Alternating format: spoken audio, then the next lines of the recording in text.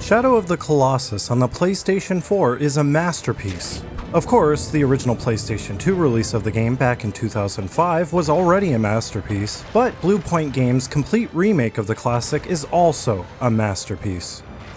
The original game was developed by Team Ico, now known as Gen Design, under the creative visionary Fumito Ueda. Many were tooting it as the Zelda killer, or the Zelda of the PlayStation, even though the game is nothing like The Legend of Zelda. Shadow of the Colossus offers a unique experience that cannot be compared to many other games, and Bluepoint was able to preserve the original feel of the game, only enhance it and improve it in many areas where it was lacking, without really changing it. Everything is still intact, and better than ever, especially that one ledge. The ledge I used to send Agro careening helplessly off of.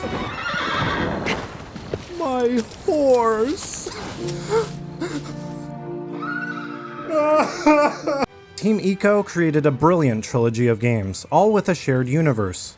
The last one being The Last Guardian. Formerly known as the last game to ever release, Shenmue 3 now has that title, but soon it will be Shenmue 4. Each game is very unique, emotional, and fun. But we can all agree that Shadow of the Colossus is the best one. Ueda also knows this. While I did expect the PS4 port to be a good remaster, I didn't expect it to be a remake.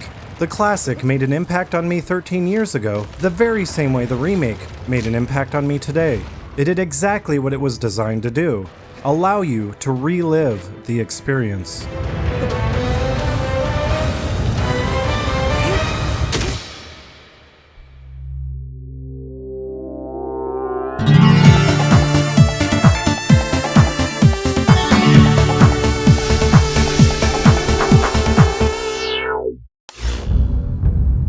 With a whole team of artists and programmers, Bluepoint sought to bring this classic to a modern audience with a modernized approach. They did not want to take credit for the game, that much is obvious. They simply wanted to make it as good as you remembered it by staying as true as possible to the original vision. And what they were able to do with Shadow of the Colossus on the PS4 is impressive. While they have established a great reputation with their remasters in the past, they have never done anything like this. A full-blown remake. That's right, other than some assets being reused, mostly for reference, it's a remake from the ground up. It may not appear that way at first because it looks so similar to the original game. They completely redesigned and retextured the entire world. Even with the Colossus, they remodeled those too, increasing their polygon counts nearly 6-fold. With their updates, the graphics are nearly photorealistic with so much detail in the environments, making it so that I actually want to explore every little nook and cranny of the world, when I didn't really have the motivation to do so in the past. The lighting is a lot more natural now, making it feel a lot more intimidating to be in the shadow of the Colossus. See what I did there? Huh? Bluepoint Games released several developer commentary videos on the PlayStation channel, and I'd highly recommend you watch them, as it's very interesting and reassuring to see how much tender love and care they put into this remake. It's very apparent they held it in a very high regard. Now, why couldn't have Konami gotten them to remaster the Silent Hill games? Instead, we got this garbage. Regardless, even with all these updates, they never really changed anything. It's still the same exact game, just with a more fleshed out atmosphere. Besides the graphics, the most impressive aspect of this remake is in the sound design. The world is sold through the large variety of ambience. While the world may be barren, it doesn't feel so because of the atmospheric sounds of wildlife that change from area to area. There is so much attention to detail in the sound effects, especially in something as simple as footsteps, from the sound of Wander's wet shoes, or in the diversity of sounds created by Agro's hooves, to the cracking, sonic boom sounds of Colossus in your eardrums. Recreating the adrenaline-pumping feeling of taking on a monolithic beast. Yeah! Able to create delayed sounds of Colossus or explosions in the distance. You can even change the audio to midnight mode to normalize the wide range of quiet and loud sounds, but why would you do this unless you're playing on some old junk TV? Then there is the soundtrack.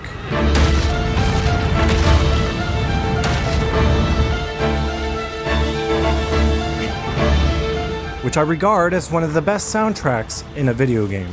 It's a beautiful classical score complementing the storybook style of narration, enhancing the atmosphere, such as the battles, making them feel epic, or other pivotal moments, making you feel emotions you never felt before.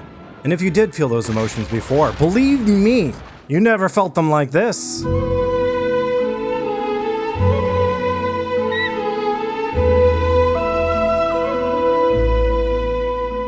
The story of Shadow of the Colossus is told in a very open and ambiguous way. For the most part, there is no story. Now, this may be concerning or considered a drawback to some, but it actually works perfectly. If the intention is to immerse yourself as Wander, the protagonist, they did it correctly. It's a very simple story that's not reliant on an emotive protagonist in order to convey. He heads into the valley, into what looks like a cathedral with an unconscious girl. It's implied he wants to wake her, and in order to do that, he needs to slay all 16 Colossus. It's implied that by slaying them, what he is doing is heroic and good. I don't really want to go into too much detail about it to avoid, spoilers, as the story is impactful and still resonates with people today, despite what little there is. Once the game starts, you're left with your only companion in this lonely and isolated world. Agro! Agro! Agro! This horse, which is apparently a female, is a complex and well-coded character with her own personality. As you would expect, she does have a mind of her own, but she is very tame and loyal. The game is able to build a bond between you two because you depend on one another. Seriously, try exploring the map on foot without her. That would take ages. And regardless of that, you still cannot progress the game without her, even if you wanted to. Even though she is made of metal, she controls quite well. You kick her in order to regulate her gait. You kick her to stop. You kick her to send her flying off a cliff. You can even blow her up. My horse. The arms of the angel fly away. By taking control of the reins, you steer her in various directions, making her angry when you strangle her. Or kick her too hard in the sides. She doesn't like that. It's good to give her a nice little pat on the back. When she gets all riled up, just stroke your horse. And she also really likes the Venga boys.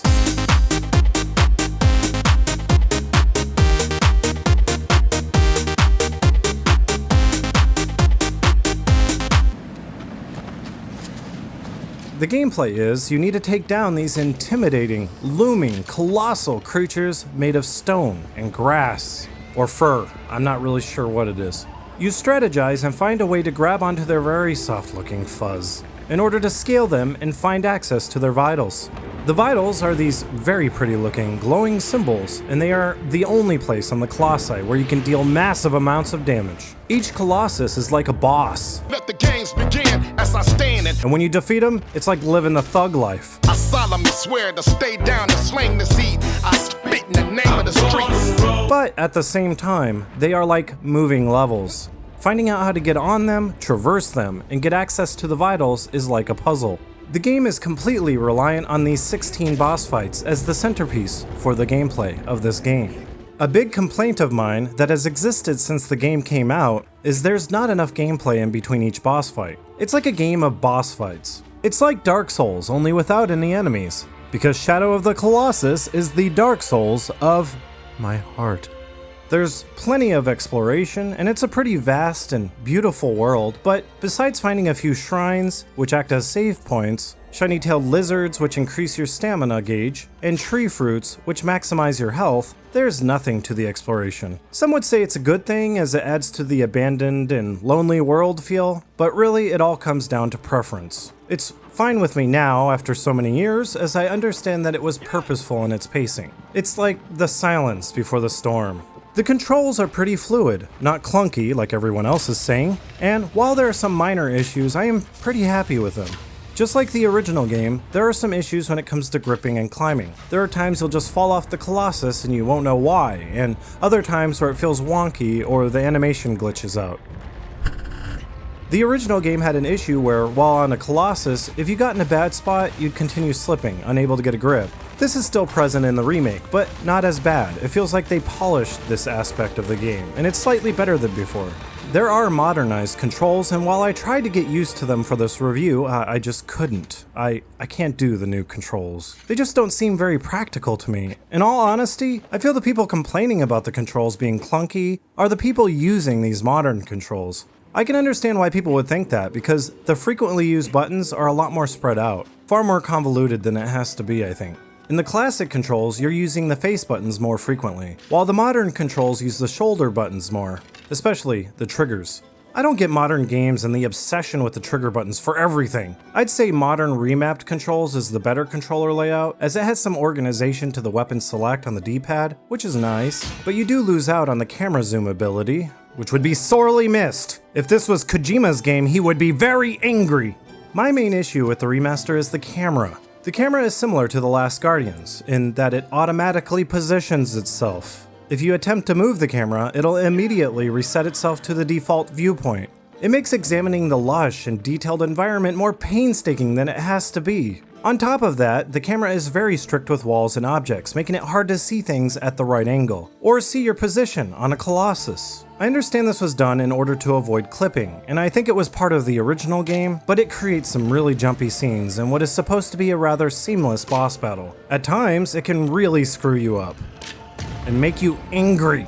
Because this is a game from the PlayStation 2 days, it has a lot of focus on replayability. What that means is being able to go back through the game time and time again to unlock new secrets. You see this massive structure in the middle of the map and on the main menu? What if I told you that you could climb it to the very top from the outside?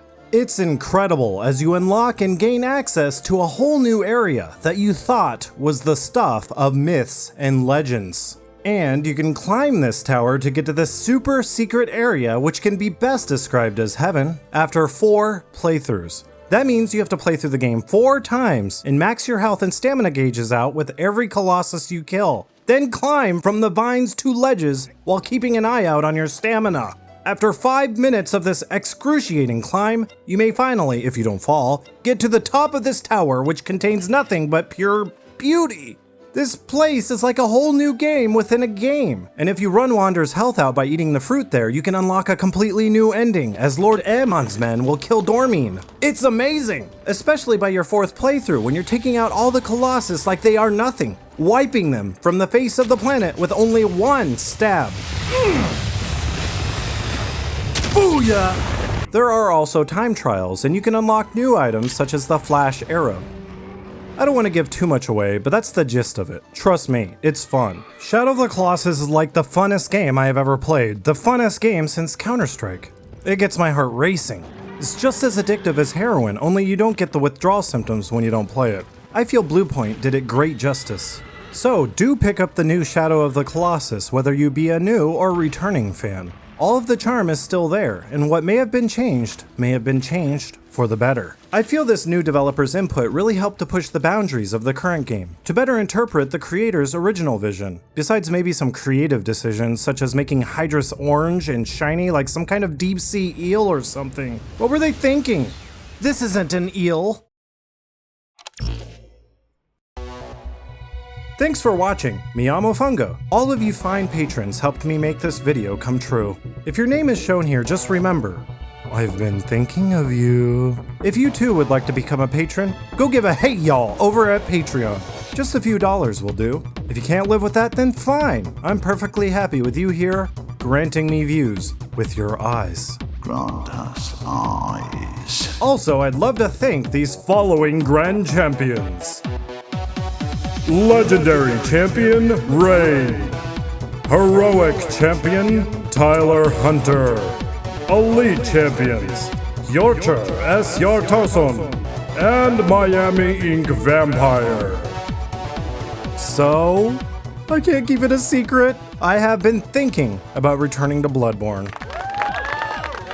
Because, I'm sure you're aware, Bloodborne is coming out for free on PlayStation Plus for the first time this month, in the year of 2018.